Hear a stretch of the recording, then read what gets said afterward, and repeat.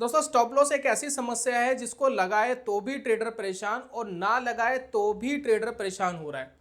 लगाने वाला थोड़ा थोड़ा लॉस बुक कर रहा है और ना लगाने वाला एकदम ज़्यादा लॉस बुक कर रहा है, लेकिन लॉस दोनों ही बुक कर रहे हैं। अब ये समझ नहीं आता कि स्टॉप लॉस लगा के भी पैसा क्यों नहीं बन रहा। बहुत सारी चीज़ें करके देख ली। अब बहुत सारे ट्रेडर तो हमें यही बोलते हैं जी स्टॉप लॉस लगा के काम करो तभी मार्केट में पैसा बनेगा। तो किस किस कंडीशन में जाकर के स्टॉप लॉस आपके लिए बेनिफिशियल हो सकता है और कौन से ऐसे लेवल्स है जहां पर स्टॉप लॉस लगा करके स्मूथली काम किया जा सकता है, उसके बारे में दोस्तों आज की वीडियो में डिस्कशन करने वाले हैं। और हाल ही में मैंने एक पोल कराया था हमारे चैनल ट्रेडिंग चाणक्य पे, जिसके अंदर 80% लोगों का कहना है कि स्टॉप लॉस उनको इरिटेट कर रहा है, परेशान कर रहा है, इसका कोई सोल्यूशन हमें चाहिए। तो आज की वीडियो में यकीन मानिए स्टेप बाय स्टेप बहुत सारी चीज़ आपके साथ प्रेजेंट करूंगा और आपको स्टॉप लॉस की जो प्रॉब्लम है इसे निदान दिलाने में मैं उम्मीद करता हूं मैं आपकी हेल्प कर पाऊंगा। तो ज़्यादा समय आपका बर्बाद नहीं करेंगे, चलिए चलते हैं अपने कॉन्सेप्ट के ऊपर और समझते हैं क्या है ये स्टॉप लॉस और किस तरीके से हम इससे बच सकते हैं और इसका यूज़ करके अच्छे से पैसे कमा सकते हैं।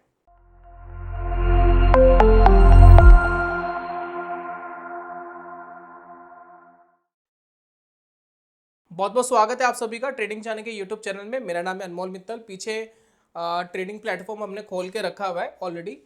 एक सिंपल सा मैं आपको एक एग्जांपल दूंगा, उसके बाद जरा समझते हैं कि स्टॉप लॉस के अंदर बेसिकली प्रॉब्लम आ क्या रही है। अब देखिए रिलायंस का एक स्टॉक हमें यहाँ पर दिखाई दे रहा है जो जिसने एक हाई बनाया था इस लेवल पर, और ये हाई था अप्रोक्सीमेटली 2,800 रुपये के आसपास।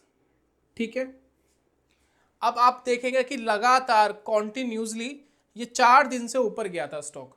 किसी भी टेक्निकल एनालिस्ट को अगर बिठा करके आप पूछेंगे ये स्टॉक कैसा है, वो बोलेगा जी बुलिश है।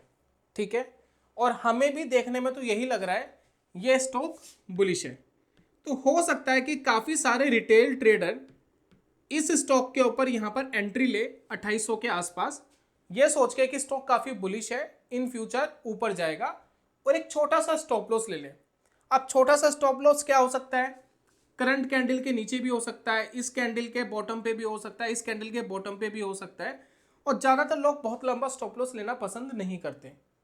लोग मैक्स टू मैक्स 5% के अंडर में ही स्टॉप लॉस लेते हैं। बहुत ही कम ट्रेडर आपको ऐसे मिलेंगे जो 10% का स्टॉप लॉस ले रहे हैं। मान लेते हैं कि इस स्टॉक पे आपने 5% का स्टॉप लॉस ले लिया जो तकरीबन 100-150 रुपये के आसपास होता है। ठीक है, और आप उसको लेकर के ये सोच के बैठ गए कि ये स्टॉक और ऊपर जाएगा, अगर ये 150-200 रुपये बढ़ जाता है, 3,000 के आसपास आ जाता है, तो हम प्रॉफिट बुकिंग करेंगे। इसी थिंकिंग और इसी माइंडसेट के साथ आप मार्केट में ट्रेडिंग करते हो। और खासकर जो नया ट्रेडर आता है, बिगनर आता है, वो इस तरीके की अप्रोच रखता है मार्केट के अंदर। अब होता क्या है, अब यहाँ पर देखिए एक एग्जांपल ये है कि मान लेते हैं कि आपने 250 पे ले लिया, 5% का एक स्टॉप लॉस लगाया, लेकिन जैसे ही आप थोड़ा सा आगे बढ़े तो होगा क्या, यहाँ देखिए अब ये स्टॉक धीरे धीरे क्या करा, इसने नीचे आ गया, 160 रुपये के आसपास नीचे गिर गया। अब यहाँ कहीं आसपास आप अपना स्टॉप लॉस बुक करके मार्केट से बाहर हो जाएंगे और आपका ये जो ट्रेड था ये लॉस मेकिंग हो गया। लेकिन जब हमने इसको 2800 पे खरीदा था, सभी टेक्निकल एनालिस्ट जो भी जिसको भी आप दिखाते हैं वो ये नहीं कह सकता था कि स्टॉक वीक है। ठीक है, अब स्टॉक नीचे गिर गया, स्टॉप लॉस हिट हो गया, लेकिन क्या हुआ, सडनली कुछ दिन बाद स्टॉक ऊपर चला गया। देखिए बहुत तेजी से, बहुत तेज रफ्तार से वो ऊपर चला गया।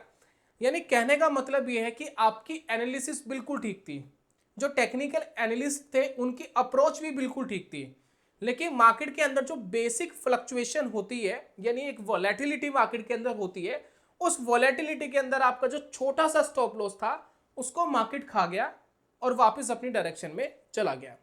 अब आपका सवाल ये होगा मुझसे, क्या स्टॉप लॉस बड़ा लेना चाहिए, और लेना चाहिए तो कैसे लेना चाहिए, अब इसके बारे में जानेंगे। लेकिन सिंपली हम अलग अलग मार्केट कंडीशंस के हिसाब से अलग अलग स्टॉक्स बिहेव करते हैं, तो हम एक स्टॉक को एक कैटेगरी में तो नहीं रख सकते, लेकिन फिर भी अगर हम एक ही कैटेगरी में रखकर देखें तो क्या रिजल्ट निकलेगा, ये वीडियो में हम बताएंगे, पूरी चीज़ आपको समझाएंगे। लेकिन सबसे पहले अलग अलग सेगमेंट में आपको क्या परेशानी आती है इसको समझने की कोशिश करें। अब मार्केट में सिर्फ ये पोजीशन बेस वाले ट्रेडर नहीं है, मार्केट के अंदर तो इंट्राडे वाले भी है, मार्केट के अंदर तो 2 दिन वाले ट्रेडर भी है, मार्केट में तो एक हफ्ते के अंदर अपने प्रॉफिट बुकिंग करने वाले भी है, और कुछ लोग थोड़ा लंबा भी रख लेते हैं। तो मार्केट में हर एक लेवल पे क्या क्या चैलेंज आता है स्टॉप लॉस के अंदर, ये समझना बड़ा जरूरी है। आपको मैं एक एग्जांपल देता हूं आईपीएल का। अभी देखिए हाल फिलहाल में आईपीएल का बड़ा चलन चल रहा है, काफी फेमस है। मान लेते हैं कि दो टीमें हैं, ठीक है, दोनों सेम स्ट्रेंथ की है, ठीक है। तो दो टीमें ले लेते हैं, एक ले लेते हैं गुजरात की, ठीक है, और दूसरी टीम हम ले लेते हैं बम्बई इंडियंस, ठीक है। अब ये जो दो टीम है मान लेते हैं कि सेम स्ट्रेंथ की है, अब इनके बीच में मैच हो रहा है, ठीक है। अब मान लेते हैं कि मुंबई इंडियंस बैटिंग कर रही है पहले शुरुआत में, और बैटिंग करने के बाद मैं आपसे कहूं कि नेक्स्ट बॉल पर क्या होगा, नेक्स्ट बॉल पर क्या रिजल्ट होगा। भाई सिंगल लेगी, ड्रॉप हो जाएगा, चौका लगेगा, छक्का लगेगा, डबल जाएगा, ट्रिपल जाएगा, नो बॉल होगी, क्या होगा। तो यहाँ पर क्या है कि बहुत सारी चीज़ें हमारे साथ आ गई है। अब हमारे पास 8, 10, 15 चीज़ें आ गई है कि ये कुछ भी हो सकता है इसके अंदर। तो ये प्रिडिक्शन क्या हुई, थोड़ी सी मुश्किल हुई। सेम यही चीज़ होती है आपके साथ इंट्राडे ट्रेडिंग में। जब आप इंट्राडे ट्रेड करने जाते हैं तो एक छोटे से टाइम फ्रेम के अंदर बहुत सारी चीज़ें होती है, तो वो बहुत सारी चीज़ें प्रिडिक्ट करना कई बार मुश्किल होता है। तो ये ठीक उसी प्रकार है कि जब आप इंट्राडे में कोई स्टॉप लॉस लगाते हो तो चीज़ें मैनेज करना उतना ही थोड़ा सा मुश्किल हो जाता है। अब यहाँ पर नेक्स्ट बॉल एक मान लेते हैं कि इंट्राडे ट्रेड की तरह है, और चीज़ें करना थोड़ा सा मुश्किल हो रहा है। अब इसी की जगह मैं आपको कहता हूँ कि नेक्स्ट 5 ओवर्स में क्या होगा। मैं आपको कहता हूँ नेक्स्ट 5 ओवर्स में क्या एक्शन होगा। मैं आपसे पूछना चाहता हूँ कि 5 ओवर्स में क्या होगा नेक्स्ट। अब यहाँ पर देखिए काफ़ी लोग ये बोल सकते हैं कि 30-40 रन लग सकते हैं, कुछ लोग बोलेंगे 50 रन लग सकते हैं, कुछ लोग बोलेंगे 50-60 रन लग सकते हैं नेक्स्ट 5 ओवर्स में। तो इसकी प्रिडिक्शन करना फिर भी थोड़ा सा इजी है। तो ये हो गया आपका स्विंग ट्रेडिंग की तरह, जो कुछ दिन की आप ट्रेड करना चाहते हो, कुछ दिनों के लिए आप ट्रेड करते हो, तो ये थोड़ा स्विंग ट्रेड वाला फॉर्मेट हो गया। मैं आपको कहता हूँ कि ऑल ओवर मैच में क्या होगा, ऑल ओवर मैच में कितने रन लग सकते हैं, ऑल ओवर मैच में कितने रन्स लग सकते हैं। मैं आपसे ये अगर ये पूछता हूं तो आपका क्या जवाब होगा। आप कहेंगे जी अमूमन तो 150-200 के आसपास ही लगते हैं। तो काफ़ी हद तक आपकी प्रिडिक्शन ठीक हो सकती है, क्योंकि आपने देखा भी 150-200 के आसपास रन लग जाते हैं अमूमन। तो यहाँ पर ये हो गया थोड़ा सा आपका काम शॉर्ट टर्म ट्रेडिंग वाला। और मैं कहता हूँ कौन जीतेगा और कौन हारेगा, ये थोड़ा सा लॉन्ग टर्म हो गया, ये और इजी है। इसमें कम से कम 50-50% एक्यूरेसी तो है। या तो आपने बोला कि गुजरात जीतेगा तो 50% चांसेस है कि गुजरात जीतेगा या मुंबई इंडियंस जीतेगी। तो इस तरीके से कि मार्केट के अंदर अलग अलग सेगमेंट के अंदर अलग अलग चैलेंजेस आपके साथ आते हैं। लेकिन मैं हमेशा कोशिश करता हूँ जो मार्केट में नए लोग आए हैं, जो रिसेंटली ट्रेडिंग जिन्होंने शुरुआत करी है ट्रेडिंग की, वो चीज़ों को सही से समझे। तो सबसे पहले चीज़, ज़्यादा फ्लक्चुएशंस में ना जाए। सिंपली मैं कह रहा हूँ कि इंट्राडे ट्रेड में एकदम ना घुसे। थोड़ा सा आप उस पाथ को चुने जिसके अंदर प्रिडिक्शन करना थोड़ा सा आसान हो, जिसके अंदर आपके जीतने की थोड़ी ज़्यादा प्रोबेबिलिटी हो। मैं ये भी नहीं कह रहा कि आप बिल्कुल ही लॉन्ग टर्म में चले जाओ, ट्रेडिंग करो, लेकिन इंट्राडे छोड़ के आप स्विंग कर सकते हो, शॉर्ट टर्म ट्रेडिंग कर सकते हो, ये फिर भी आपके लिए रिलायबल रहेगा। और स्टॉप लॉस लगाना एक टैलेंट है। देखिए एक होता है स्किल ट्रेडर। स्किल ट्रेडर क्या है कि कुछ पॉइंट्स के स्टॉप लॉस के साथ मार्केट के अंदर विन कर जाता है, क्योंकि उसने अपनी स्किल को डेवलप करा, अपनी साइकोलॉजी को डेवलप करा है। आपने नहीं करा, आप उसी जगह उसको बार बार हिट कराओगे, और जो पैसा आपको लेना चाहिए मार्केट से वो नहीं ले पाओगे, और आपका ऑल ओवर स्टेटमेंट लॉस में जाएगा। अब यहाँ पर मैं आपको एक चीज़ दिखाने वाला हूँ, आपको समझ में आएगा जो मार्केट की छोटी छोटी फ्लक्चुएशंस होती है, इसके थ्रू मार्केट में क्या रिजल्ट्स आते हैं, जरा उसको समझने की कोशिश करेंगे। तो इसको दोस्तों समझने के लिए मैं एक बार ट्रिक में आ रहा हूँ। यहाँ पर ना तो मैं कोई आपको स्कैनर बनाकर दिखा रहा हूँ, ना मैं आपको कोई स्ट्रेटजी बनाकर दिखा रहा हूँ। सिंपली हम ये टेस्ट कर रहे हैं कि जब हम छोटे स्टॉप लॉस लेते हैं तो ऑल ओवर हमारी ट्रेडिंग के अंदर क्या रिजल्ट आएंगे, और जब हम अपने स्टॉप लॉस को बड़ा करते रहेंगे तो ऑल ओवर हमारी ट्रेडिंग के अंदर रिजल्ट क्या आएंगे। सिर्फ यहीं तक इस वीडियो को लेना है, उससे ज़्यादा आपको दिमाग नहीं लगाना। तो इतना ही लेंगे तो आपके लिए काम आसान हो जाएगा। मैं इसके अंदर कोई स्ट्रेटजीज और कोई स्कैनर लगा के बिल्कुल नहीं दिखा रहा हूँ, सिर्फ हम ये जजमेंट करेंगे। तो ये स्ट्रिक जो है ज़ीरोधा यूजर्स के लिए बिल्कुल फ्री है। अगर आपका ज़ीरोधा में अकाउंट है तो बहुत अच्छी बात है, अगर नहीं है तो मैं आपको सजेस्ट करूंगा कि आप अकाउंट खुलवा सकते हैं, और आपको ये सारे फीचर्स फ्री मिल जाएंगे जो अभी मैं यहाँ पर यूज़ करने वाला हूँ। यहाँ पर दोस्तों सबसे पहले हम गए हैं स्ट्रेटजीज वाले ऑप्शन में, ठीक है।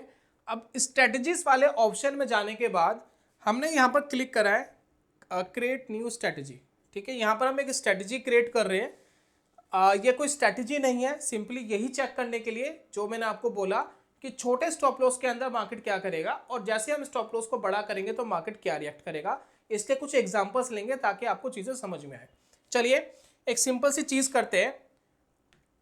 ऐड स्टॉक्स के अंदर मैं ये वाली बास्केट ऐड कर लेता हूं जिसमें निफ्टी 100 के 100 स्टॉक्स है, यानी एक स्टॉक पे नहीं 100 स्टॉक पे बैक टेस्ट कर रहे हैं और ये चेक करेंगे कि क्या रिजल्ट आता है। तो इसको मैंने क्लिक करा और डन करा, तो यहाँ पर देखिए ऑटोमेटिक 100 स्टॉक यहाँ पर लग गए हैं। उसके बाद देखिए टाइम फ्रेम हम ले रहे हैं 1 डे का, CNC नॉर्मल पे यहाँ पर हम चेकआउट करेंगे। साथ में शो ऑप्शन में जाकर के मैं यहाँ पर मैक्स एलोकेशन डाल देता हूँ कि एक स्टॉक के ऊपर 10,000 रुपये से ज़्यादा ना लगाया जाए, तो क्वांटिटी ये ऑटोमेटिक मैनेज कर लेगा। ठीक है। एंट्री कंडीशन ये कह रहा है जी कब खरीद रहे हो आप। मैं बहुत सिंपल सी कंडीशन लगा रहा हूँ, इन 100 स्टॉक में जो भी स्टॉक 200 मूविंग एवरेज के ऊपर क्लोज करेगा हम उसको लेंगे। लेकिन इस स्ट्रेटेजी के अंदर 200 मूविंग एवरेज इंपॉर्टेंट नहीं है, क्योंकि सेम चीज आपको लॉस देगी और सेम चीज ही आपको प्रॉफिट देगी। आप जरा समझते हैं कैसे। अब मैंने यहां पर कंडीशन लगाई जी क्लोज प्राइस